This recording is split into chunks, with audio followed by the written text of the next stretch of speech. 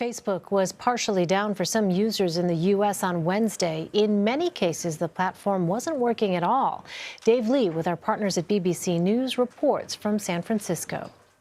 Elaine, this is the worst outage Facebook has had since 2008. And of course, the site was a very different place back then. It just had a mere 150 million users. That's a fraction of the 2.5 billion users that typically use it in a month now. This outage, it began this morning here in San Francisco, and it's affected the Facebook app, it's affected Instagram, it's affected WhatsApp, it's affected Messenger, which is another Facebook product. It's also been causing problems for Facebook's virtual reality platform, Oculus Rift. So it's fair to say this has been a huge problem for the company. They have confirmed that they are working on solving the issue. They haven't given a specific reason as to why this has happened yet, but they did deny reports that it had been the victim of what's known as a distributed denial of service attack. That's a type of cyber attack where attackers will flood a certain service with a huge amount of traffic with the idea of overwhelming that site.